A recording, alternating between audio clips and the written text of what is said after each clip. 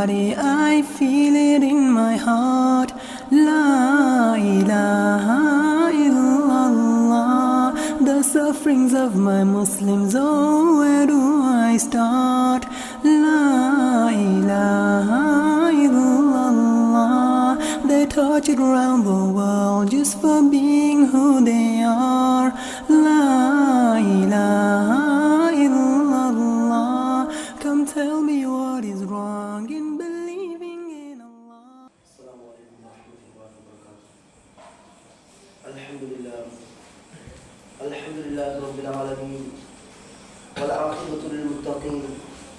Wassalatu wassalamu ala Muhammadin wa ala alihi wa sahbihi ajma'in. Amma ba'd.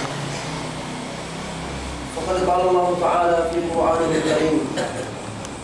بعد أعوذ بالله من الشيطان الرجيم بسم الله الرحمن الرحيم يا أيها الناس اتقوا ربكم الذي خلقكم من نفس واحدة وخلق منها زوجها وبث منهما رجالا كثيرا ونساء واتقوا الله الذي تساءلون به والأرحام إن الله كان عليكم رقيبا وقال نبينا صلى الله عليه وسلم إن أصدق الحديث كتاب الله وخير الهدي هدي محمد صلى الله عليه وسلم وشر الأمور محدثاتها وكل محدثة بدعة وكل بدعة ضلالة وكل ضلالة في النار. வார்த்தைகளில் மிகச்சிறந்த வார்த்தை அல்லாஹ்வுடைய வார்த்தைகள் என்றும் வழிகாட்டுதல்களில் நம்முடைய அன்றாட வாழ்க்கையில் எல்லா சந்தர்ப்பங்களிலும் யாருக்குமே பயப்படாமல் எடுத்து நடக்க முடியுமான வழிகாட்டல் நபிகள் நாயகம் ஸல்லல்லாஹு அலைஹி வஸல்லம் அவர்கள் காட்டி தந்த வழிமுறைகள் என்றும் இஸ்லாமிய மார்க்கத்திலே எவைகளெல்லாம் மார்க்கம் என்ற பெயரில் புதிதாக உட்புகுத்தப்பட்டிருக்கின்றதோ அப்படிப்பட்ட அனைத்து விடயங்களும் பிதஅத்துக்கள். அந்த பிதஅத்துக்கள் எல்லாம் வழிகேடுகள். அந்த வழிகேடுகள் அவைகளை யாரெல்லாம் பின்பற்றி நடக்கிறார்களோ அவர்கள் அனைவரையும் இந்த உலகத்திலே அல்லாஹ்வை மறந்தும் வாழுகின்ற சமுதாய மக்களுக்கென்று தயார் செய்து வைத்திருக்கக்கூடிய படுபயங்கரமான நரகலோகத்துக்கே கொண்டு போய் சேர்க்கும் என்ற நபிகளார் இந்த வார்த்தையை இந்த நேரத்தில் உங்கள் மத்தியிலே ஞாபகித்தவனாக என்னுடைய தலைப்புக்கு வருகின்றேன். மதிப்புக்கும் மரியாதைக்கும் உரிய பெரியோர்களே, சகோதரர்களே, தாய்மார்களே, சகோதரிகளே, நானும் நீங்களும் தற்போது வாழ்ந்து கொண்டிருக்கக்கூடிய இந்த கால சூழ்நிலைக்கேற்ப ஒரு முக்கியமான ஒரு தலைப்பிலே ஒரு சில விஷயங்களை உங்களோடு பகிர்ந்து கொள்ளலாம்னு ஆசைப்படுகின்றேன். அதுதான் பாவங்களின் எதிர் விளைவுகள் என்ற தலைப்பிலே ஒரு சில விஷயங்களை உங்களுக்கு முன்னாடி எடுத்து வைத்தால் சமுதாயத்தில் இருக்கிற சில பிரச்சனைகளுக்கு தீர்வாக அமையும் என்று எதிர்பார்க்கின்றேன். அன்புக்குரிய சகோதரர்களே, உங்களுக்கு பார்க்கலாம், இன்றைக்கு சமுதாயத்தில் இருக்கிற நிறைய சகோதரர்கள், ஆண்கள், பெண்கள், சிறியவர்கள், பெரியோர்கள், ஏழைகள், பணக்காரர்கள் வித்தியாசமே இல்லாமல் அவரவர் எதிர்நோக்கிற சில பிரச்சனைகளை ஒன்றும் பள்ளியில் இருக்கிற ஹஸ்ரத்தை சொல்லுவாங்க, அல்லது அந்த ஊரில் இருக்கிற ஒரு ஊர் தலைவர்கிட்ட போய் சொல்லுவாங்க, அல்லது ஸ்கூல்ல டீச்சர்ஸ் சேர்மார்ட்ட போய் சொல்லுவாங்க. உங்களுக்கு பார்க்க முடியும், ஒரு ஊர்ல ஒரு ஃபேமிலியில அல்லது ஒரு சமுதாய ரீதியாக எந்த பிரச்சனை நடந்தாலும் ஒன்றோ விஷயம் ஹஸ்ரத்மார்கிட்ட போகும், அல்லது ஊர் தலைவர்மார்கிட்ட போகும், அல்லது ஃபேமிலியில கொஞ்சம் நல்ல முறையில படிச்சு ஒருத்தர் இருந்தா அவர்கிட்ட போகும். அப்ப அன்பான சகோதரர்களுக்கு பார்க்கலாம், இன்றைக்கு சமுதாயத்தில் இருக்கிற நிறைய பேர் அவர் எதிர்நோக்கிற பிரச்சனைகள் சொல்லுவாங்க. சொல்லி முதலாவது அடுத்த காலம் என்ன சொல்லுவாங்க தெரியுமா? எனக்கு இந்த பிரச்சனை இருக்குது, என் ஃபேமிலிக்கு இந்த பிரச்சனை இருக்குது, என் குழந்தைக்கு இந்த பிரச்சனை இருக்குது என்று பிரச்சனைகளை முன் வச்சு விட்டு எல்லாம் அல்லாஹ்வுடைய ஏற்பாடு தானே ஹசரத் சொல்லிட்டு அவங்களே பேசுவாங்க. பிரச்சனைகளை சொல்லிவிட்டு எல்லாம் அல்லாஹ்வுடைய ஏற்பாடு நம்பணும் என்ற அகீதாவையும் பேசிவிட்டு சென்று விடுவாங்க. அப்ப அன்பான இஸ்லாமிய சகோதரர்களே, இந்த குர்ஆனையும் நபிகளாருடைய சுன்னாவையும் மாத்திரம் அடிப்படையாக பின்பற்றுகிறான். இந்த உலகத்திலே நலவுகள் நடந்தாலும் கெடுதிகள் நடந்தாலும் எல்லாமே அல்லாஹ்வுடைய ஏற்பாடு என்று நம்புவதுதான் உண்மையான செய்தி. இப்படிதான் நம்பணும். ஆனால் ஒரே அடியாக எடுத்த எடுப்புக்கே எது நடந்தாலும் அல்லாஹ்வுடைய ஏற்பாடு என்று சொல்லிவிட்டு நம்ம சும்மா இருக்கிறோம், இது தவறு என்பது இஸ்லாம் சொல்கிறது. ஏனென்றால் நம்முடைய வாழ்க்கையில் ஒரு பிரச்சனை நடக்குது அல்லது மிகப்பெரிய ஒரு சோதனை நடக்குது. இப்ப நம்ம முதல்ல அல்லாஹ்வுடைய ஏற்பாடு என்ன செய்ய அப்படின்னு கையை விரிப்பதற்கு முன்னால், அல்லாஹ்வுடைய ஏற்பாட்டின் பொறுப்பு சாட்டுவதற்கு முன்னால் முதலாவதாக நான் நீங்கள் பார்க்க வேண்டிய விஷயம் என்ன தெரியுமா? எனக்கு இப்படி ஒரு சோதனை வந்திருக்குது, என்ன ஃபேமிலிக்கு இப்படி ஒரு பிரச்சனை வந்திருக்குது, என்ன குழந்தைக்கு இப்படி ஒரு பிரச்சனை வந்திருக்குது, என் சார்பாக ஏதாவது தவறு நடந்திருக்குமோ, இதுதான் முதல்ல பார்க்கணும். இப்ப குடும்பத்துல வறுமையா, பிசினஸ்ல வந்து நொஸ்ட் ஆகுமா, அல்லது ஊர்ல வந்து பிரச்சனையா, அப்ப இது உண்மையில் அல்லாஹ்வுடைய ஏற்பாடுதான். ஆனால் அதுக்கு பொறுப்பு கொடுப்பதற்கு முன்னால் என்ன ஏதாவது தவறு இருக்குதோ, நான் பண்ற பிசினஸ்ல ஏதாவது தவறு இருக்குதோ, நான் பிள்ளைகளை வளர்க்கிற விதத்துல வந்து ஏதாவது பிள்ளைகள் இருக்குதோன்றா முதலாவது பார்க்குது. ஏனென்றால் அல்லாஹ் தஆலா குர்ஆன் எப்படி தெரியுமா சொல்றான்? அழகாக சொல்றான், ظهر الفساد في البر والبحر بما كسبت ايدي الناس. இந்த உலகத்துல கடல்ல தரையில எல்லா இடத்திலையும் ஃபசாதுகள் பிரச்சனைகள் எல்லாம் இன்னைக்கு மலிவாக காணப்படுறதுக்குரிய காரணம் என்ன? பிமா கஸபத் ஐதி நாஸ். மனிதர்கள் அவங்களே செஞ்ச தவறின் காரணமாக இன்னைக்கு இப்படியான சோதனை அல்லாஹ் தெளிவாக சொல்றான். அப்ப அன்புக்குரிய இஸ்லாமிய சகோதரர்களே, அப்ப இன்றைய தினம் வந்து பாவங்களின் எதிர்விளைவுகள் தலைப்புல ஒரு சில விஷயங்களோட அடையாளம் காட்டலாம்னு ஆசைப்படுறேன். முதலாவது விஷயம் என்னன்னா, இன்னைக்கு நிறைய பெரியவர்கள் சகோதரர்கள் வந்து என்ன சொல்லுவாங்க தெரியுமா? ஹசரத், எங்களோட குழந்தை வந்து இந்த குர்ஆனை முழுக்க பாடமாக்கணும், ஒரு ஹாஃபிலாக மாறணும்னு ஆசை வச்சிருக்கிறேன், அல்லது எதிர்காலத்தில் நல்ல வைத்தியராக வரணும்னு ஆசை வச்சிருக்கிறேன், சமுதாயத்துக்கு பிரயோஜனம் தரக்கூடிய குழந்தைகளாக எங்களோட பிள்ளைகள் நாளை எதிர்காலத்தில் மாறணும்னு ஆசை வச்சிருக்கிறேன். ஆனா இந்த ஆசை ஒன்றும் நிறைவேற மாதிரியே இல்லை. எங்களோட பிள்ளைக்கும் 12 வயசு, பக்கத்து வீட்டில் இருக்கிற பிள்ளைகளுக்கும் 12 வயசு, 2 பேரையும் ஒரே பள்ளிக்கூடத்தை கொண்டு போய் சேர்த்தோம், ஒரே மதரசாவில் கொண்டு போய் சேர்த்தோம், அவரை ஒரே டைம்ல வச்சு குர்ஆன பாடமாக்கணும் கொடுத்தோம். 2 வருஷம் ஆகிட்டு 3 வருஷம் ஆகிட்டு பக்கத்து வீட்டில் இருக்கிற பிள்ளை பாடமாக்கி முடிச்சுக்கிற குர்ஆன முழுக்க எங்களோட குழந்தை 2 ஜூஸு கூட பாடமாக்கு, 1 ஜூஸு கூட பாடமாக்கலன்னு சில பெற்றோர்கள் சொல்லுவாங்க. இதே மாதிரிதான் பாடசாலைகளை கூட படிக்க வச்சிருக்கிறோம், ஆயிரக்கணக்கு செலவழித்து ஸ்கூல் டியூஷன் கண்டுக்கிறோம், படிப்பேறது இல்லை என்று சொல்லுவாங்க. இப்ப அன்பான இஸ்லாமிய சகோதரர்களே, முதலாவதாக நானும் நீங்கள் கொஞ்சம் ஆழமாக சிந்திக்க வேண்டிய விஷயம் என்ன தெரியுமா? பொதுவாக இந்த பெற்றோர்கள் சிந்திக்க வேண்டிய விஷயம் இல்லை, நான் சம்பாதிக்கிறத வச்சுதான் குழந்தைகளுக்கு சாப்பிட கொடுக்குறேன், நான் சம்பாதிக்கிறத வச்சுதான் குழந்தைகளுக்கு ஸ்கூல் ஃபீஸ் கட்டுறேன், டியூஷன் ஃபீஸ் கட்டுறேன், எல்லாமே கொடுக்குறேன். ஆனால் இப்ப முதலாவது யோசிக்கணும் என்ன? மரண சக்தி வர வேண்டுமாக இருந்தால், ஒரு படிப்பான தர வேண்டுமாக இருந்தால் அல்லாஹ்விடம் நம்ம துஆ கேட்கிறது முக்கியம். அப்ப நம்ம அல்லாஹ்விடம் துஆ கேட்டால் தான் அல்லாஹ் நிலைமை தருவான். அதுக்கு முன்னாடி இன்னொரு விஷயம் என்ன தெரியுமா? துஆ கேட்கிற நானும் நீங்களும் அல்லாஹ்விடம் துஆ கேட்கறது தகுதி உள்ளவர்களா என்பதை முதல்ல பார்த்துக்கணும். நபிகள் நாயகம் ஸல்லல்லாஹு அலைஹி வஸல்லம் சொல்றாங்க, உடம்புல அணுவளவாவது ஹராம் கலக்கப்பட்டால் அல்லாஹ்விடம் துஆ அங்கீகரிக்கப்படவே மாட்டார். சுனன் இப்னு மாஜா, அபூ தாவூத்ல சஹீஹாக பதிவு செய்யப்பட்டிருக்கக்கூடிய செய்தி.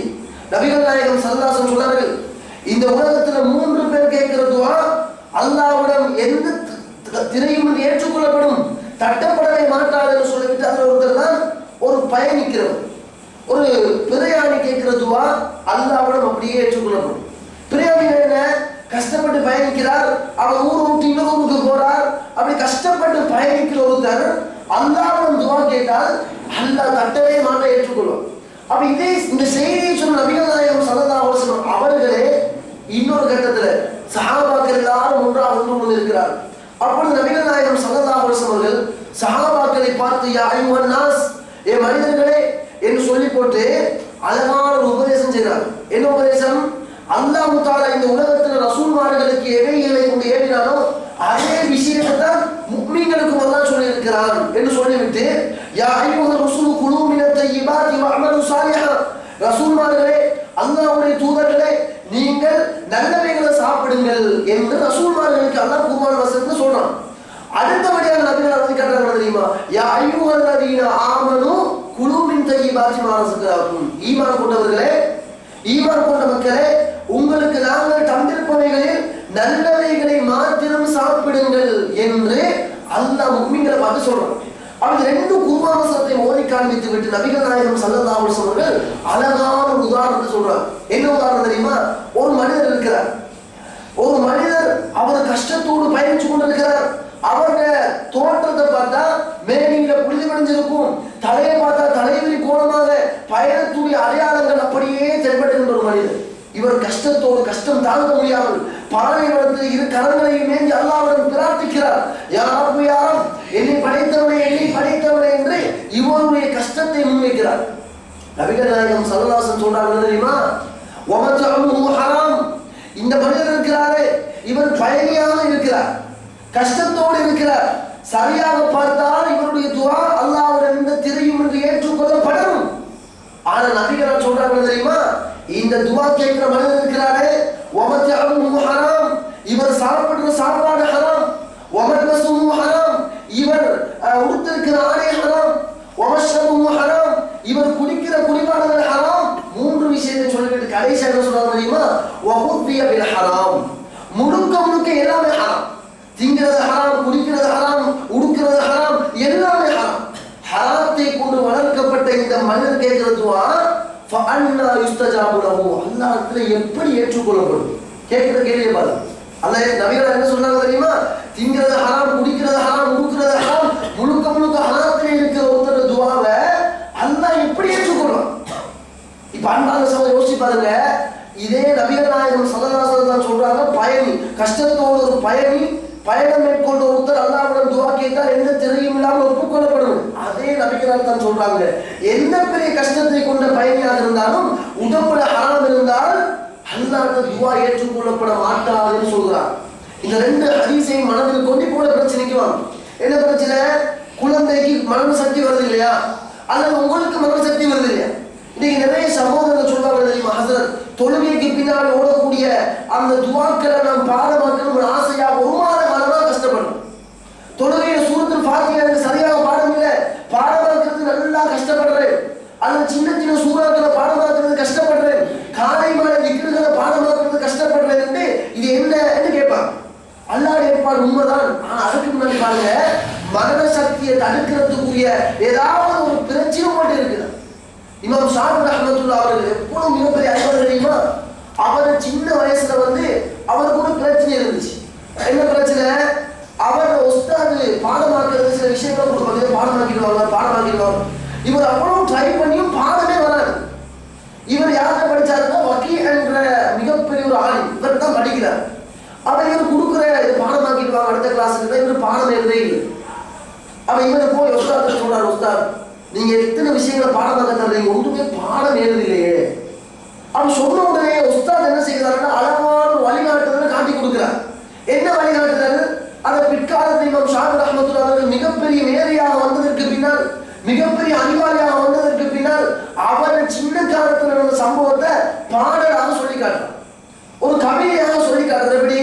ஷகௌது இலா வகீஇன் சூஹிஃதி ஃபஅர்ஷதனி இலா தர்கில் மஆசி. என்னுடைய உஸ்தாத் வக்கீலிடம் போய் எனக்கு மரணம் வருது இல்ல, பாடம் வருது இல்லை என்று கொண்டு போய் அவர்கிட்ட கம்ப்ளைண்ட் வச்சேன். அவர் என்ன தெரியுமா சொன்னார்? ஃபஅர்ஷதனி இலா தர்கில் மஆசி, நீங்க முதல்ல பாவத்தை விடுங்க.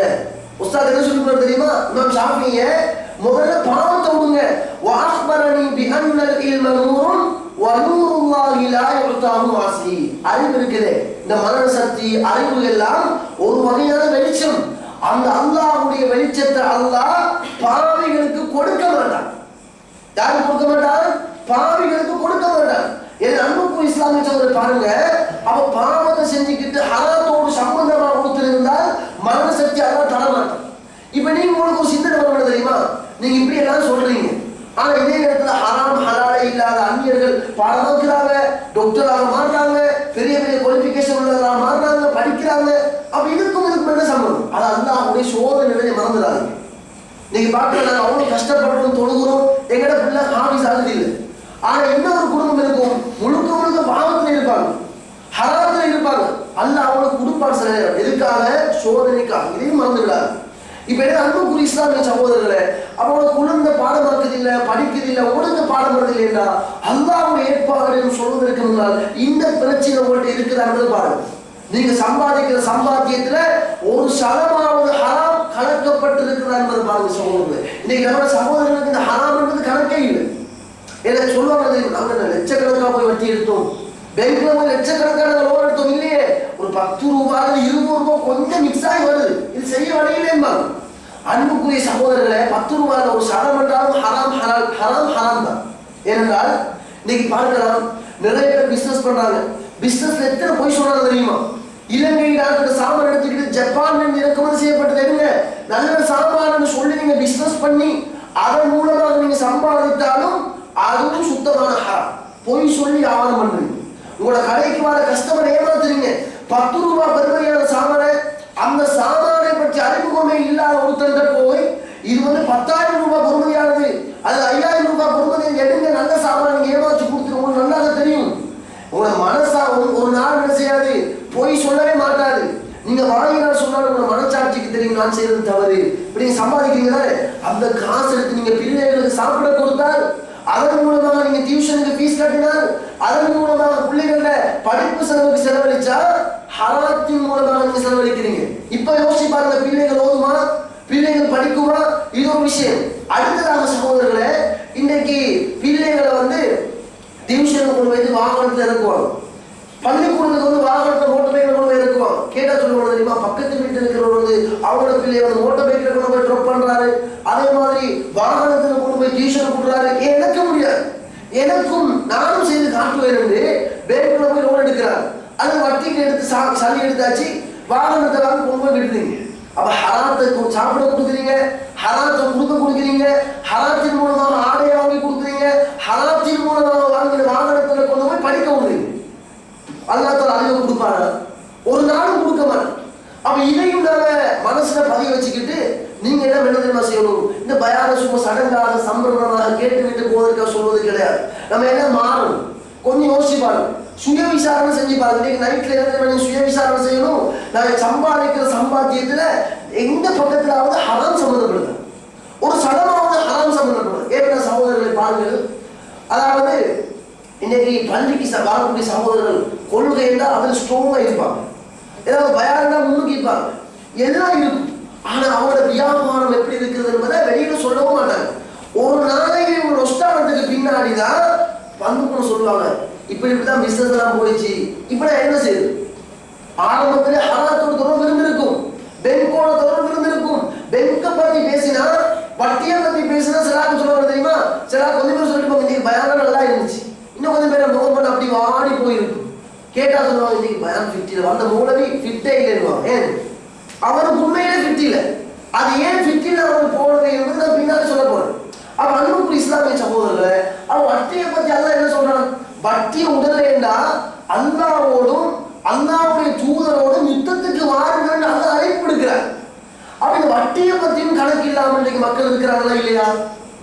நபிகள் நாயகம் ஸல்லல்லாஹு அலைஹி வஸல்லம் சொன்ன ஹதீஸை மறந்து இன்னைக்கு நிறைய அரசாங்க தொழில் செய்யக்கூடியவர்கள் இருக்கிறார்கள். அன்புக்குரிய சகோதரர்களே, ஒருத்தர் வந்து பெருமையாக பேசுவது, நான் அரசாங்க ஜாப் செய்யுது, அவன் வந்து எவ்வளவு புறக்கணிச்சாலும் பேங்க்ல லோன் எடுக்கிற டைம் எனக்கு வந்துதான் ஆகணும். ஏன் சைன் எடுக்கணும் இல்லையா? அரசாங்க ஜாப் செய்யறது ஒருத்தர் சைன் அடிக்கணும். அப்ப என்ன தேடி வரத்தான் செய்வாங்க, பெரிய பெருமை அடிப்பாங்க.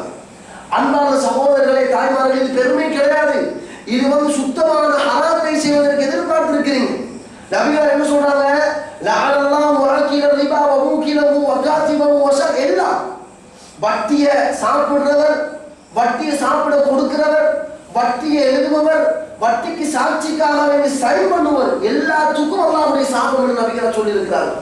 அப்ப அந்த சகோதரர் யோசிப்பாங்க, அப்ப என்ன சம்பாதிக்கிற வட்டி கலக்கப்பட்ட அந்த சம்பாத்தியத்தின் மூலமாக நான் வந்து பிள்ளைக்கு சாப்பிட கொடுக்கிறேனா, வட்டிக்கு சைன் பண்ணி சம்பாதிச்சு அதன் மூலமாக சாப்பிட கொடுக்கிறீங்களா, எல்லாமே ஹராம். இதை நாங்கள் புரிந்து கொள்ள வேண்டும்.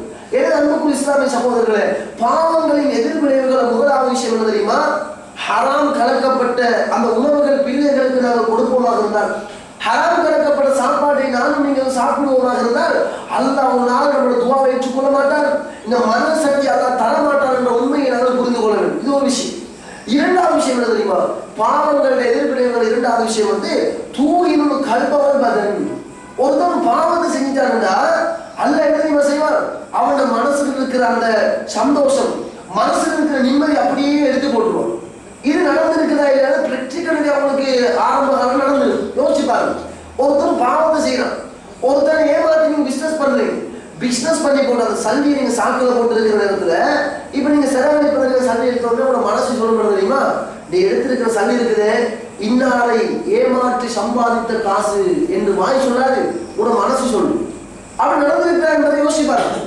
அல்லது நீங்க ஒருத்தர் கடை நீங்க காசு எடுத்து சேர்த்து வச்சிருப்பீங்க, அதை நீங்க கையில கொடுத்து வாங்குற டைம்ல உங்களோட மனசு சொல்ல தெரியுமா, நீ வாங்குற காசு உங்களோட காசு கிடையாது, நிச்சயமாக சொல்லு.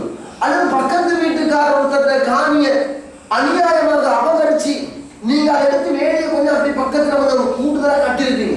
இப்ப இப்ப நீங்க மண்வெட்டி எடுத்து கை வைக்கிற டைம்ல வந்து உன மனசு சொல்லும், நான் மண்வெட்டி எடுத்து வைக்கிற காணி இருக்கு, இது எந்த காணி கிடையாது, இது அநியாயமா அபகரிச்ச காணி என்று உங்க மனசு சொல்லும். ஏன் தெரியுமா? ஒரு நாளும் மனசை போய் சொல்லவே சொல்ல. இப்ப என்ன தெரியுமா சகோதரர்களே, அதே மாதிரி பாருங்க, நீங்க 4 பேருக்கு முன்னாடி ஒருத்தர் மானத்தை வாங்குறீங்க, அவனை இழிவுபடுத்துறீங்க, நன்றாக தெரியும் நீங்கள் செஞ்சது பாவம் என்று. அப்ப அடுத்த மக்கள் சொல்லுவாங்க தெரியுமா, பாவம் தானே, அவனை நீங்க 4 பேருக்கு முன்னாடி மானபங்கப்படுத்துறீங்க, கடனை எல்லாருக்கும் முன்னாடி போய் கேட்டீங்க, அல்லது ஒருத்தனை பத்தி நீங்க புறம் பேசுறீங்க, பாவம் தானேன்னு சொன்னாலும் இல்ல அவனை வந்து அப்படித்தான் 4 பேருக்கு முன்னாடி கிழிக்கத்தான் வேண்டும் என்று வாயினால் சொன்னாலும் அன்றைய நைட்ல நீங்க தூங்க சென்று பாருங்க, நிம்மதியாக தூக்கம் போகுமா? ஒரு நாளும் தூக்கம் போகாது. உண்மையான மனிதர்களாக இருந்தா ஒரு நாளும் தூக்கம் போகாது. ஏன் போகாது? இப்ப தூங்குறது நீங்க போனீங்கன்னா மனசு அப்படியே உறிஞ்சு கொண்டே இருக்கும். அவனுக்கு ஏசி எதிர்ப்பில நீ அவனுக்கு அப்படி சொல்லிருக்க கூடாது, மனசுக்கு நிம்மதி போயிடும். அல்லது அதே மாதிரிதான் நீங்க வந்து மோசமான ஒரு பாவத்தை செஞ்சிருவீங்க, பாவம் என்று தெரிஞ்சுக்கொண்டு நீங்கள் செஞ்சிருந்தால் நிச்சயமாக மனசு ஒதுக்கும். நபிகள் நாயகம் ஸல்லல்லாஹு அலைஹி வஸல்லம் காலத்துல அழகான 2 சம்பவங்கள் நடக்குது. இந்த உள்ளத்தை உடைச்சி போடுறதுக்கும் உடம்பை உடைச்சி போடுறதுக்குமான அழகான சம்பவம். சஹீஹ் முஸ்லிம்ல 1695 ஹதீஸ்ல பதிவு செய்யப்பட்டிருக்கக்கூடிய ஒரு செய்தி உங்களுக்கு தெரியும். நபிகள் காலத்துல வந்து மாயிஸ் என்கிற ஒரு நபித்தோடு இது எல்லாரும் அறிஞ்சு வச்சிருக்க ஒரு சம்பவம். அந்த சம்பவத்துல படிப்பினை பாருங்க. மாயிஸ் என்ற நபித்தோழர் நபிகளாரோட ஓடி வர்றாங்க, வந்து சொல்றாங்க, யார சொல்லலாம், என்னை தூய்மைப்படுத்துங்கள், யார சொல்லலாம், என்ன சுத்தப்படுத்துங்கன்னு கேட்கிறாங்க. நபிகளார் சொல்றாங்க, ஏன் அப்பா இவ்வளவு நீங்கள் ஆவேசமாக வந்து தூய்மைப்படுத்துங்க சுத்தப்படுத்துங்க சொல்றீங்கன்னு கேட்கிறாங்க. அப்பதான் சொல்றாங்க, இல்ல யார சொல்லலாம், நான் விபச்சாரம் செய்துவிட்டு வந்திருக்கிறேன், யார சொல்லலாம், எனக்கு அதற்குரிய தண்டனை தாங்கன்றாங்க. ரசூலுல்லாஹ் பார்த்த ஆச்சரியம், என்னடா இது, மாயிஸ் என்பவர் அப்படியாப்பட்டவர் கிடையாது. அப்ப நபிகள் என்ன சொல்றாங்க தெரியுமா, லஅல்லக நதர்த, மாயிஸை நீங்க ஒரு பொம்பளையை பார்த்துட்டு தான் இது விபச்சாரம் செஞ்சு பெரியசா தூக்கிட்டு வந்திருக்கிறீங்க, திரும்பி போங்கன்றாங்க. அப்ப திரும்ப வந்து சொல்றாங்க, யார சொல்லலாம், நான் விபச்சாரம் தான் செஞ்சேன் என்றாங்க. 2வது ஒரு நபிகளார் சொல்றாங்க, லஅல்லக ரமஸ்தன்றாங்க, நீங்க வந்து ஒரு பொம்பளையை தொட்டுட்டு வந்துட்டு தான் விபச்சாரம் செஞ்ச மாதிரி சொல்றீங்க, திரும்பி போங்கன்றாங்க. 3வது முறை அந்த மாயிஸ் வந்து சொல்றாரு, யார சொல்லலாம், நான் விபச்சாரம் செஞ்சு விட்டேன் என்றாங்க. அப்ப நபிகளார் ஸல்லல்லாஹு அலைஹி வஸல்லம் சொல்றாங்க தெரியுமா, லஅல்லக கப்பல்த, நீங்க வந்து ஒரு பெண்ணை முத்தமிட்டு தான் வந்திருக்கிறீங்க, நீங்க பெண்ணோட விபச்சாரம் செய்யலப்பா, ஒரு பெண்ணை முத்தமிட்டு தான் விபச்சாரம் செஞ்ச மாதிரி ஃபீலிங்ஸ்ல வந்து சொல்றீங்க என்று நபிகளார் சொல்றாங்க. அப்ப 3வது ஒரு சொல்றதுக்கு பின்னாடி வந்து சஹாபி சொல்றாரு, இல்ல யார சொல்லலாம், நான் விபச்சாரம் தான் செஞ்சேன், எனக்கு ஹத்து தாங்கன்னு கேட்கிறாங்க. அதுக்கு பின்னாடி அந்த மாயிஸை பத்தி கூடியிருந்த சஹாபாக்கள் விசாரிக்கிறார். பாருங்களேன், மாயிஸ் வந்து விபச்சாரம் செஞ்சாருன்னு சொல்லி கொண்டு இருக்கிறார். அப்படி ஒரு கெட்ட வழக்க முடியவரா மாயிஸ்ன்னு கேட்கிறாங்க. எல்லா சஹாபாக்களும் என்ன சொல்றாங்க தெரியுமா, யார சொல்லலாம், இதுவரை காலத்துக்கும் மாயிஸை பத்தி கெட்ட விஷயங்கள் கேள்விப்பட்டதையே கிடையாது, அவர் அப்படியாப்பட்டவர் இல்லைன்றாங்க. பாருங்க சகோதரர்களே, ஒட்டுமொத்த சமுதாய மக்கள் எல்லாரும் மாயிஸை பத்தி நலவு சொல்றாங்க. ஆனா அந்த மாயிஸ் வந்து என்ன சொல்றாரு, நினைச்சிருந்தால் அவர் செய்த குற்றத்தை மறைத்திருக்கலாம், ஆனா மறைக்க முடியல. ஏன்? மனசு விடாது. அவர் செஞ்சது குற்றம் தானே, அவர் விபச்சாரம் செஞ்சுவிட்டு சும்மா இருந்திருந்தால் அவருக்கு நன்மதியாக தூக்கம் போயே இருக்காது. அவன் வந்து நபிகள் யார் சொல்ல தண்டனை தாங்க. இந்த சம்பவத்தில் 2 படிப்பினைகள் எடுக்கலாம். ஒன்று, இந்த உலகத்தில் அவர் இழிவுபட்டுருவாரு, மக்களுக்கு முன்னாடி மானம் வைத்திருமே, அதை பயப்படுது. உலகமா மறுமையா என்ற அடிப்படையில் அவர் மறுமையை தேர்ந்தெடுக்கிறார், இது ஒரு விஷயம். 2வது விஷயம் என்ன தெரியுமா, அவர் செஞ்சது பாவம் என்பதை உணர்ந்ததற்கு பின்னால் ஒரு நிமிஷம் கூட பாவத்தை மனசில வச்சுக்கிட்டு இருக்கிறதுக்கு அவரோட மனசிடம் கொடுக்கல, அப்படி இருந்துச்சு. இல்லாட்டி பாருங்க சகோதரர்களை, நாங்க ஒரு பாவத்தை செய்யணும், நபிகளாரிடம் போய் யார சொல்ல விபச்சாரம் செஞ்சுட்டேன் சொன்ன உடனே நபிகளார் சொல்றாங்க தெரியுமா, இல்லை ஒரு பொம்பளையை பார்த்துட்டு தான் வந்திருக்கிறார், திரும்பி போகிறேன் திருப்பி அனுப்பினதுக்கு பின்னாடி சும்மா இருந்திருக்கிறான். ரசூலுல்லாஹ் தான் சொல்லியிருக்கிறாங்களே, சும்மா இருந்திருக்கிறான். 2வது முறையும் திருப்பி அனுப்புவதற்கு பின்னாடி சும்மா இருந்திருக்கிறான், ஆனா இருக்க மனசு எதாவது கொடுக்கல. அப்ப அதற்கு பின்னாடி தெளிவுகள் எல்லாம் கேட்டதற்கு பின்னால் நபிகள் நாயகம் ஸல்லல்லாஹு அலைஹி வஸல்லம் அந்த மாயிஸுக்கு தண்டனை கொடுக்கிறார். இதே ஹதீஸ்ல தொடர்ச்சியாக பதிவு செய்யப்பட்டிருக்கிற ஒரு செய்திதான், ராமிடியா கோத்திரத்தை சேர்ந்த ஒரு பொம்பளையும் ஓடோடி வர்றான். மாயிஸ் சம்பவம் நடந்து அடுத்த நாள், அதாவது அடுத்த ஹதீஸ்ல வர்றதை பார்க்கிற டைம்ல வந்து ஒன்றோ மாயிஸ் ரலியல்லாஹு அவர்கள் அந்த தண்டனையை கொடுத்து அடுத்த நிமிடங்களாக இருக்கலாம், அல்லது அடுத்த நாளாக இருக்கலாம், அல்லது கொஞ்ச நேரம் கெட்கொண்டு இருக்கும். அந்த பெண்மணி ஓடி வர்றார், வந்து சொல்றாரு, யார சொல்லலாம், நான் விபச்சாரம் செஞ்சு விட்டேன், எனக்கு தண்டனை தாங்கன்றான். இப்ப நபிகளார் இந்த பொம்பளைக்கு வந்து ரிஜெக்ட் பண்ண பாக்குற டைம்ல வந்து எடுப்பு என்ன சொல்றா தெரியுமா? மாயிசுக்கு ஜன்னமாக எனக்கு சொல்லாதீங்க யார சொல்லலாம். மாயிசு எத்தனை முறை திருப்பி அனுப்பினாங்க, எனக்கு சொல்லாதீங்க தன்மையை தாங்கன்றாங்க. அப்ப நபிகளார் சொல்றாங்க தெரியுமா, அந்த பெண்ணை பார்த்து நீ விபச்சாரம் செஞ்சிருக்கலாம், ஆனால் உன்னுடைய வயிற்றிலே இப்பொழுது ஒரு குழந்தை வளர்க்கிறது, நீ ஒரு குழந்தை சுமந்து கொண்டிருக்கிறாய், அந்த குழந்தையை பெற்றெடுக்கும் வரைக்கும் உனக்கு தண்டனை தர முடியாது என்கிறார். குழந்தையை பெற்றெடுத்துட்டு வாங்க திருப்பி அனுப்புறார். அந்த பெண்ணுடைய மனசு எப்படி இருந்திருக்கும்? பிள்ளையை எப்படா பெற்றெடுப்பது எப்படா பெற்றெடுப்பது காத்திருப்பாங்க இல்லையா? எவ்வளவு கவலைப்பட்டிருப்பான். இந்த கவலை எப்படி விளங்குதுன்னா, அந்த பொம்பளை விபச்சாரம் செஞ்சது யாருக்கும் தெரியாது, யாரும் காரணமும் இல்லை. தானா வந்து நபிகளாரிடம் சொல்றாங்க. என்ன அர்த்தம்? மனசு இடம் கொடுக்கல ஒன்று, இரண்டாவது மறுமையை பயந்தாங்க. இப்பொழுது நபிகளார் சொல்றாங்க தெரியுமா, இந்த குழந்தையை பெற்றெடுத்துட்டு வாங்க. இந்த பொம்பளை போறான் பெய்திப்ப குழந்தையை பெற்றெடுத்து அடுத்த கணவன் நபிகளாரிடம் ஓடோடி வந்து சொல்றாங்க, யார சொல்லலாம், நீங்க சொன்ன மாதிரி குழந்தையை பெற்றெடுத்து விட்டு வந்திருக்கிறேன், தண்டனையை தாங்க என்றாங்க. நபிகளார் சொல்றாங்க தெரியுமா, ஒரு குழந்தையை பெற்றெடுத்த அடுத்த நிமிஷம் ஒரு தாயையும் குழந்தையும் பிரிக்க முடியாது. அந்த குழந்தைக்கு பால் ஊட்டி அந்த குழந்தைக்கு பால் வர கிடைக்க செய்ததற்கு பின்னாடி திரும்பி வாருங்க, அப்ப தண்டனை தாங்கிறாங்க. அந்த பெண்ணுக்கு இன்னும் சோதனை.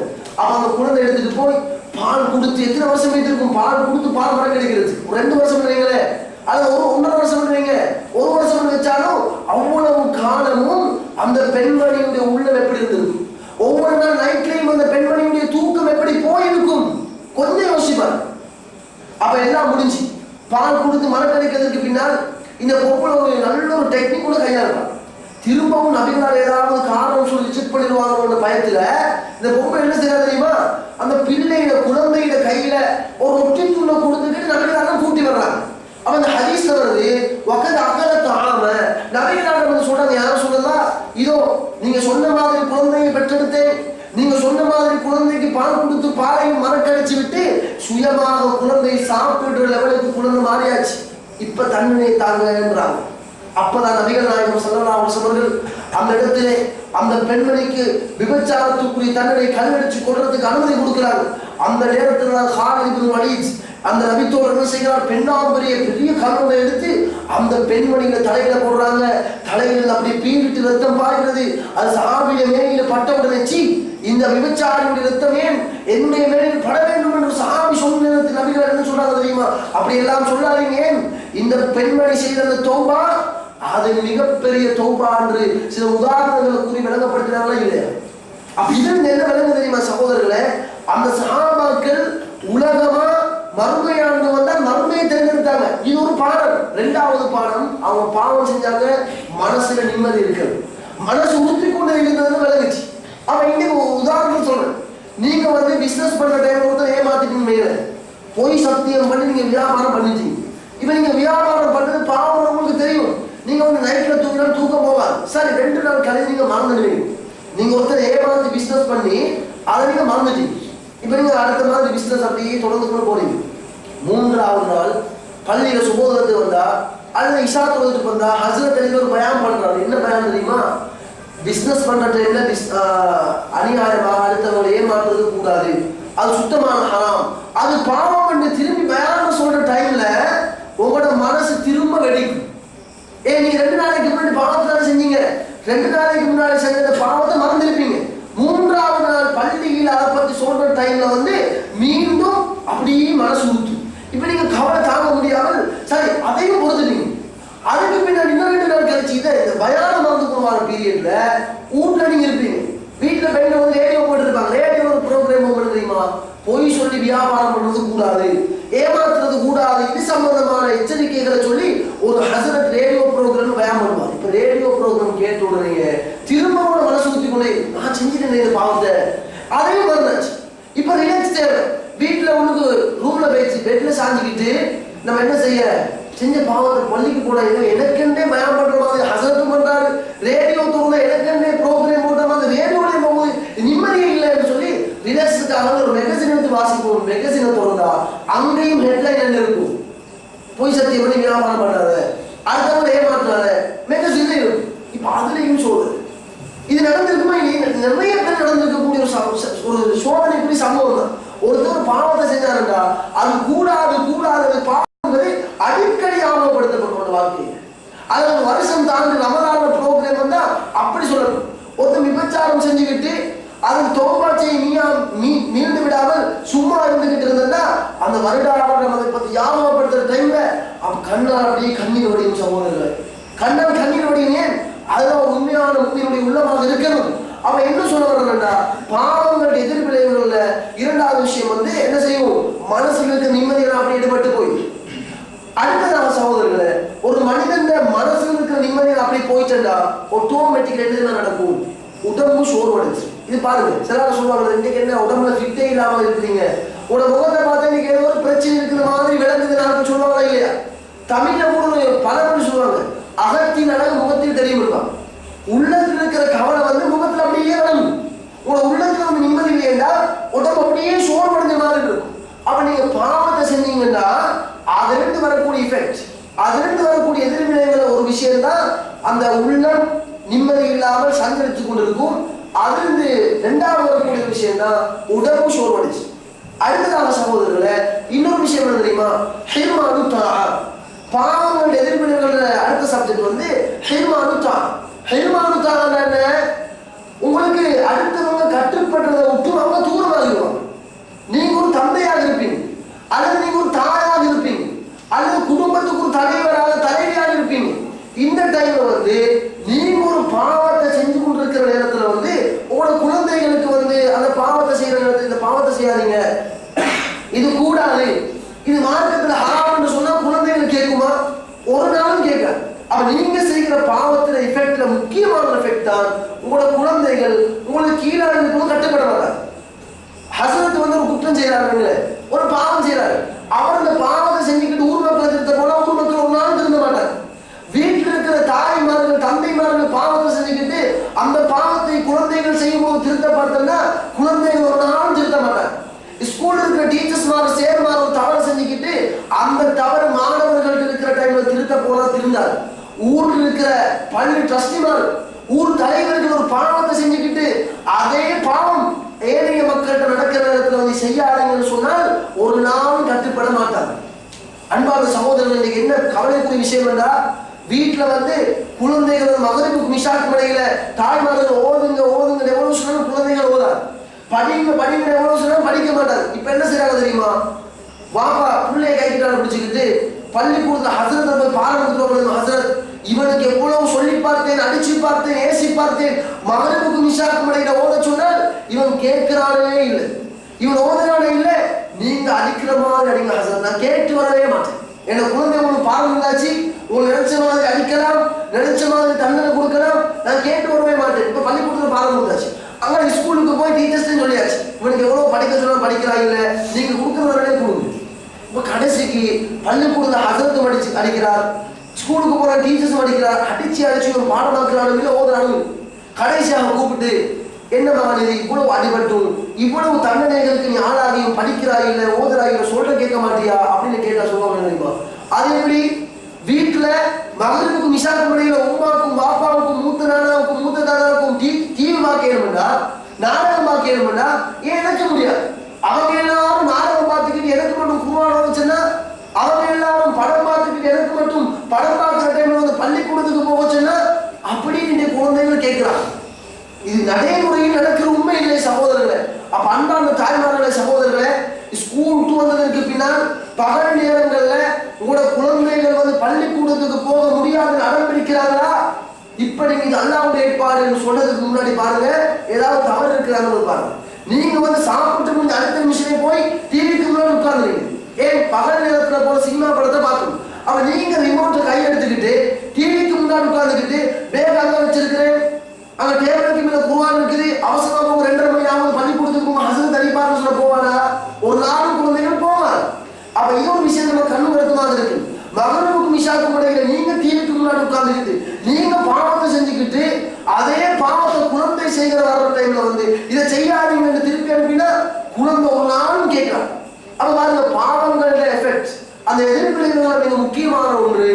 உங்களை கட்டுப்படுறதை விட்டு அடுத்த மக்கள் தூரமாகுவாங்க. அடுத்ததாக சகோதரர்களே கடைசியாக ஒரு விஷயத்தை சொல்லி முடிக்கிறேன். பாவங்கள் எதிர்விளைவுகள் மிக முக்கியமான ஒன்று தெரியுமா, அதாவது இந்த மஹரமியத் அஜ்னபியத் பிரச்சனை. இஸ்லாம் என்ன சொல்லியிருக்குது? பெண்கள் எப்படி இருக்கணும், யாரோடு கலைக்கணும், யாரோடு பழகணும், யாரோடு பயணம் போகணும் என்ற வரையறை இஸ்லாம் வச்சிருக்கு. ஆனா இன்னைக்கு என்ன, ஏதோ அவங்க ஆண்களாக இருக்கிறாங்க, இவங்க பெண்களாக இருக்கிறாங்க, இவ்வளவுதான் வித்தியாசம். கதைக்கிற மாதிரி கதைக்கலாம், கூத்தாடுற மாதிரி கூத்தாடலாம், கொஞ்ச நாள் கைவாறு அடிக்கலாம், எல்லாமே இன்னைக்கு சகஜமாக்கி போட்டு என்ன நடந்திருக்குது தெரியுமா? இஸ்லாம் என்ன சொல்லியிருக்குது? குர்ஆன் மிக தெளிவாக சொல்லுது, இவங்க மகரம். உங்களுக்கு தனிமையில இருக்கிறவங்கன்னா இவங்களோடு இருக்கலாம், நானோடு இருக்கலாம், தம்பியோடு இருக்கலாம், வாப்போடு இருக்கலாம், சொந்த தாய் மாமாவோடு இருக்கலாம், அப்படின்னு இஸ்லாம் சொல்லியிருக்கு. அதனால நம்ம மச்சனோட மனைவியோட கூத்தடிக்கிறோம்னா முடியாது. தேவைக்கு பேசலாம், கதைக்கலாம், அது பிரச்சனை இல்லை. நான் என்ன சொல்ல வரேன்டா, அளவை தாண்டி ஜோக் அடிக்கிறது, கதைச்சிக்கிட்டு இருக்கிறது, கைவாறு அடிக்கிறது, தனிமையாக பொழுது கழிக்கிறது, இதெல்லாம் கூடாதுன்னு சொல்லணும். அவன் மஹரமியத் அஜ்னபியத் தனியான ஒரு பாடம், அது தெரிஞ்சிருக்கும்னு நினைக்கிறேன். அவன் இன்னைக்கு இதெல்லாம் பேணப்படாமல் இருந்தால் இது பாவமா இல்லையா? பாவம். ஆனா இதனுடைய எதிர்விளைவு எப்ப தெரியுமா வரும்? மஹரமியத் பேணாமல் ஒரே வீட்டுல மச்சன் மையன நல்ல கொஞ்சம் கூடி கூடாது கதைச்சிட்டு இருந்து கடைசி கேள்விப்படும் தெரியுமா? 2 பேரும் பாஞ்சி போயிட்டாங்க. யாரு? வீட்டுல மச்சன் பொண்டாட்டி வீட்டுல இருக்கும், மைனியோட ஹஸ்பண்ட் வீட்டுல இருக்கும், இவரும் அவரோட மைனி சேர்ந்து பாஞ்சி போயாச்சு. இது பெரிய பாவமா இல்லையா? இது மிகப்பெரிய எதிர்விளைவு. இப்பதான் எல்லாரும் தலையில வைப்பாங்க. என்ன நடந்துச்சு? எல்லாரும் சந்தோஷமா தான் இருந்தாங்க. அப்ப சமூகத்தில் என்ன நடந்துச்சு? அல்லாஹ்வோட சோதனை. நீங்க ஆரம்பத்துல பாவத்தை செஞ்சீங்க, அதனுடைய எதிர்விளைவு வந்ததற்கு பின்னாடிதான் எல்லாரும் தலையில கை வைக்கிறது. இது மஹரமியத் பிரச்சனை. அடுத்ததாக என்ன, இந்த பெண்கள் தனிமையாக பயணம் போறாங்க. தனிமையில அதாவது எந்த கிளம்பினாலும் பயணம் போறாங்க. டியூஷன் போறாங்க, கிளாஸ் போறாங்க, ஸ்கூலுக்கு போறாங்க. உதாரணமா இந்த மாவட்டம் எடுத்து கொழும்பு கிளாஸ் போறது, அல்லது கெண்டிக்கு கிளாஸ் போறது. அவன் பெண்களை தனிமையாக அனுப்புறது. அப்ப அன்பான சகோதரர்களை, குறிப்பாக இளைஞர்களை இந்த காலத்தை பொறுத்த வரைக்கும் எவ்வளவு நிம்மதி, நம்ம சுமூகமான ஒரு காலநிலை இல்லாத ஒரு சூழல். அப்ப இந்த டைம்ல நம்ம என்ன செய்யறோம்? குழந்தைகள் தனி அனுப்பும், அதுவும் வயசுக்கு வந்த பெண் பிள்ளைகளை தனிமையில் அனுப்பும். குமரி பெண் என்ன நடக்கும், யாரோட போறாங்க, யாரோட கதைக்கிறாங்க, ஒன்றுமே பாக்குறது. இப்ப ஊர் மக்கள் கதை சொல்ல தொடங்குவாங்க. பாருங்களேன், இவங்க வந்து அந்த குமரி பிள்ளைய தனிமையாக கிளாஸுக்கு அனுப்புறாங்க. அந்த புள்ள போயிட்டு வாரான்னு கதை சொல்ல தொடங்கினதோட இப்ப பெற்றோர்களுக்கு இந்த கதை சொல்றதை கேட்டுக்கொண்டு இருக்க முடியாது. இவன் என்ன செய்வாங்க தெரியுமா? சரி, ஊராளுக்கு கதை சொல்றாங்க தானே, அவனோட பொங்கல் பிள்ளைய கைக்கிட்டால பிடிச்சிக்கிட்டு, உதாரணம் ஹோம்வரி குழந்தைங்கள இந்த ஒரு இதோட பெண் அவன் கைக்கிட்டால பிடிச்சிக்கிட்டு மாவனோட பஸ் ஸ்டாண்டுக்கு போய் பஸ்லேயே விட்டுவான். பஸ்லேயே விட்டு வீட்டுக்கு வந்துடுவான். அவன் பிள்ளை வந்து கிளாஸ் எல்லாம் கொழும்புல முடிச்சுட்டு கெண்டியோட கிளாஸை முடிச்சுட்டு கிட்ட வாங்க டைம்ல கோல் வர முட்டுக்குமா, நான் வந்தாச்சு மாவன டோல இறங்கி போறேன். இப்ப திரும்பி போய் பஸ்லேயும் இறங்கிய அந்த தன்னுடைய குழந்தைய தன்னுடைய பெண் பிள்ளையை கைக்கிட்டால பிடிச்சி விட்டுக்குவாரு. இப்ப ஊர் மக்கள் கதை சொல்றத நின்று. அப்ப இது வந்து இஸ்லாமிய தீர்வா? நான் கேட்கிறேன் சகோதரர்கள், இது இஸ்லாமிய தீர்வை இல்லை. இது வந்து சொல்றது என்ன தெரியுமா? முகஸ்துதி. ஊர் மக்களுக்கு பயந்து நீங்க இப்படி ஒரு நாடகம் நடிக்கிறீங்க. அப்ப இடையில நீங்க பஸ்ல ஏற்றி விட்டா உங்களை பெண் பிள்ளை எப்படி போறா, யாரோடு கதைக்கிறான், அவனோட ஃப்ரெண்ட்ஸ் மாதிரிலாம் எப்படி என்பதை பார்க்கறதுக்கு ஒரு டைம். அன்பான சகோதரர்களே, அப்படி இப்படி எல்லாம் கிளாஸ் அனுப்பி ஒரு பெற்றோர்கிட்ட போய் இப்படி உங்களோட மகள் மாதிரி அனுப்பாதீங்க, இது பாவம் சொன்ன எடுத்துட்டு போயிடுதுன்னு கேட்பாங்க. உங்களோட ஃபேமிலி மாதிரி நினைச்சீங்களா? எங்களோட ஃபேமிலிய உங்களோட ஃபேமிலி மாதிரி நினைச்சீங்களா? நாங்க வந்து சின்ன வயசுல தரபியாக்கள் கொடுத்து இஸ்லாமிய அடிப்படையில் எங்களோட பிள்ளைகளை வளர்த்திருக்கிறோம் பெரிய பேசுவாங்க. கடைசியில அந்த பொம்புல இன்னொரு அந்நியத்தோட தொடர்பு கொண்டு பால் கொடியதற்கு பின்னாடி கத்தி கொண்டு வந்து நிற்பாங்க. கிளாஸுக்கு போன மகள் வரல, 2 நாளா வரல. இன்னைக்கு நடக்குதா இல்லையா சகோதரர்கள்? இதெல்லாம் நடக்குது. அப்ப இதெல்லாம் வந்து பாவங்களின் எதிர்விளைவுகள் உண்டுதான். ஆரம்பத்தில் நீங்க பாவத்தை செய்யறதுக்கு நீங்களும் செஞ்சீங்க, அந்த குழந்தைக்கு நீங்க அனுமதி கொடுத்தீங்க. அதுக்கு பின்னாடி எஃபெக்ட் நடந்ததற்கு பின்னால், ஒரு எதிர்விளைவு நடந்ததற்கு பின்னாடிதான் நாங்க என்ன செஞ்சுக்கிட்டோம் என்று இன்னைக்கு மக்கள் தடுமாறாங்க. அன்பான சகோதரர்களே, உதாரணத்துக்காக ஒரு சம்பவத்தை சொல்றேன். அதாவது ஒரு ஊர்ல, அந்த ஊர்ல இருக்க ஒரு ஃபேமிலி, அந்த ஃபேமிலியை தான் எல்லாரும் அந்த ஊருக்கு உதாரணம் காட்டுவோம். அவங்கள மாதிரி மார்க்கமாக வாழுங்களே அப்படி உதாரணம் காட்டக்கூடிய ஒரு ஃபேமிலி. யாராவது எதை செஞ்சாலும் என்னப்பா நீங்க இப்படி இருக்கிறீங்க, இதோ இந்த குடும்பத்தை பாருங்க, இந்த குடும்பம் எப்படி இருக்கிறாங்க, மஹரமியத் அஜ்னபியத் பேண விஷயத்துல எவ்வளவு நல்ல குவாலிட்டியா இருக்கிறாங்க. அந்த உதாரணம் காட்டக்கூடிய ஃபேமிலியில மொத்தமாக 17 வயசுல இருந்து ஒரு பெண்மணிக்கு ஒரு கவலையான செய்தி நடக்குது. அந்த பெண்மணிக்கு ஒரு கிளாஸ் போகும். அவன் கிளாஸ் போறதுக்கு என்னன்னா வீட்டில் எவ்வளோ கஷ்டப்பட்டு எப்படி மாணவர்களை கொடுத்தாச்சு. கிளாஸுக்கு நான் கூட்டிட்டு வருவேன், அதே மாதிரி கிளாஸ் முடியும் வரை நான் அந்த இடத்துல நிற்பேன். கிளாஸ் முடிஞ்சு நானே கையோடு கூட்டு வருவதாக அந்த அவரோட உமா பொறுப்பெடுத்து இப்ப கிளாஸுக்கு போறதும் வாரதும் இப்படியாக ஒரு 2 மாசம் 3 மாசம் போச்சு. ஒரு நாள் இடையில அந்த உமாவுக்கு சோகம் இல்லாமல் பிடிக்குது. அவன் உண்மையிலே மகள் நம்பிக்கிறாரு, மகள் நம்பிக்கை மார்க்கப்பட்டிருக்கு, எந்த குறையுமே இல்லை. அவன் ஒரு நாள் சொல்றாரு தெரியுமா, இன்னைக்கு எனக்கு கொஞ்சம் சுகீனமாக இருக்குது, நீங்க தனிமையில கிளாஸுக்கு போயிட்டு அவசரமா வந்துருங்க அவன் அனுப்புறான். அல்லாஹ் ஏற்பாடு பாருங்க. ஒரே ஒரு நாள் தனிமையில கிளாஸுக்கு போறாங்க. போனா அந்த நாள் கிளாஸ்ல யார் அந்த பெண்களுக்கு படிச்சு கொடுத்தாவோ அதே அந்த மோசமான ஒருத்தர் அந்த பெண்ணுடைய கற்பை அப்படியே அழைச்சு போடுறான் ஒரு நாள். அப்ப அந்த பெண்மணி யார்கிட்ட போய் தன்னுடைய அவரநிலையை சொல்லுது. நான் நினைக்கிறேன் இந்த இன்சிடென்ட் வந்து நடந்திருக்கிறது அவங்க உருவாட்ட சொல்றதுக்கு அந்த பெண்மணி வைக்கப்படுறேன் சொன்னா ஹார்ட் அட்டாக் வந்துடும். காரணம் என்ன, அவ்வளவுக்கு முழு சமுதாயம் சேர்ந்து ஏற்றுக்கொள்ளப்பட்ட ஒரு மார்க்கப்பட்ட ஒரு குடும்பம். அவன் பாருங்க விட்டதே ஒரு நாள், அந்த ஒரு நாளே இப்படி நடந்துச்சு. அன்புக்குரிய சகோதரர்கள், இப்படி ஏராளமான இன்சிடென்ட்கள் இன்னைக்கு இலங்கையில, அதுவும் குறிப்பாக நம்மள சகோதரர்கள் பிள்ளைக்கு நடந்து கொண்டிருக்குது. இதெல்லாம் தவிர்க்கப்படும். இதெல்லாம் எதனால நடக்குது, ஆரம்பத்துல பாவத்தை செய்றீங்க, அந்த பாவத்தோட எஃபெக்ட் தான் இப்படி நடந்து கொண்டிருக்கு. அடுத்ததாக சகோதரர்களை, இன்னைக்கு கடைசியாக சொல்லி முடிக்கிறேன். இன்னைக்கு நிறைய பெற்றோர்களோட ஆசை என்ன தெரியுமா, ஏழை பிள்ளை வந்து எதிர்காலத்தில் நல்ல ஒரு டாக்டராக வரணும், நல்ல ஒரு டீச்சராக வரணும் அப்படின்னா இந்த ஊர்ல இருக்கிற இந்த ஸ்கூல் எல்லாம் சரி வராது. மாவட்டத்தை பொறுத்த வரைக்கும் மாவட்ட சாகினாண்டா இன்னைக்கு வேற ஒரு ஸ்கூல், அது கூட வேற ஒரு என்ன செய்வாங்க தெரியுமா, எங்களுடைய ஸ்கூல்ல சரி வராது, வேற ஒரு ஸ்கூலுக்கு வைக்கணும். அதுவும் முஸ்லீம் ஸ்கூலும் சரி வராது. அந்நிய பாடசாலைகளை கூட வச்சாதான் நல்ல முறையில் ஒரு வைத்தியராக வரும், நல்ல டாக்டராக வரணும் என்று அந்நிய பாடசாலைகளை போய் பிள்ளைகளை சேர்க்கிறாங்க.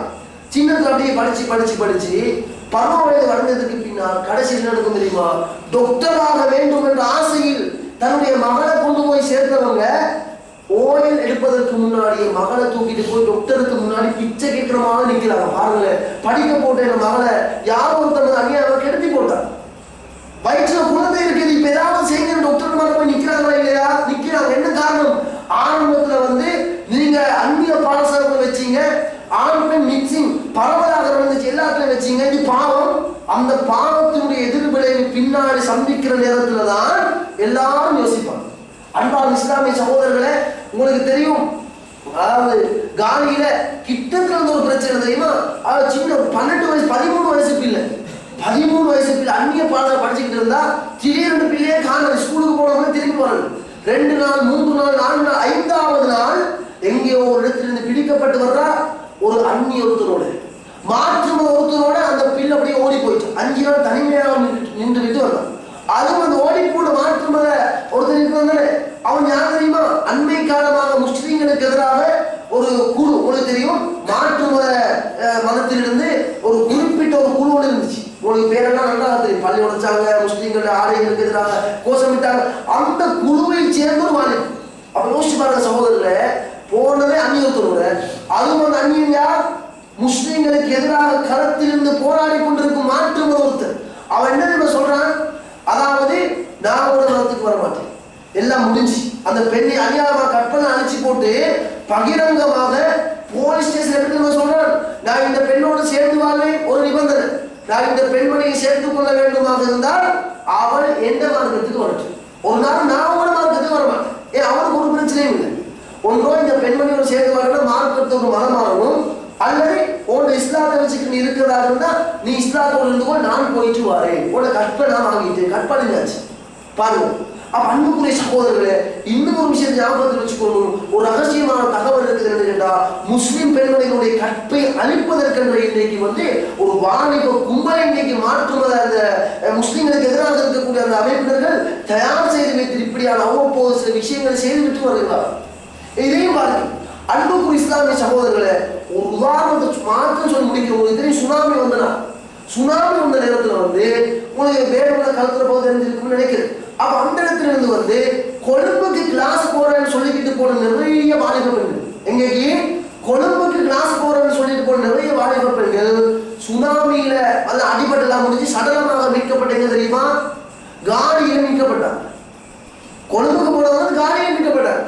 சரி, கடற்கரை ஓரங்கள்ல அந்நிய பிரதேசங்கள் மீட்கப்பட்ட சொல்ல முடியும், சுனாமி வந்துச்சு கடல் அலையிலூட அப்படி அப்படி வந்து சொல்லுங்க, இது அதுவும் இல்லை. இது எங்கேயும் காலையில் தொங்கல் பிரதேசம் தூக்கப்பட்டார், மீட்கப்பட்டார். அபாயாவோட கிளாஸுக்கு போனவங்க ஜீன்ஸோட மீட்கப்பட்டார். இதான் பிரச்சனை. அபாயாவோட வீட்டுல உடுத்துக்கிட்டு கிளாஸுக்கு போனவங்க வெறுமனைய வீட்டுக்கு உடுக்கும் மாதிரி ஜீன்ஸ் டெனிம் ட்ரௌசரோட சுனாமி இடத்துல சடலமாக மீட்கப்பட்டார். என்ன நடந்துச்சு? அவ பொய் சொல்லி கொண்டு கிளாஸ் போறதாக சொல்லி அவ நிறைய பெற்றோர்கள் வதைப்பட்டு முறைப்பாடு ஏற்கனவே வந்திருந்துச்சு, யாரும் கணக்கெடுக்கவில்லை. அதை சுனாமி உண்மைப்படுத்துச்சு.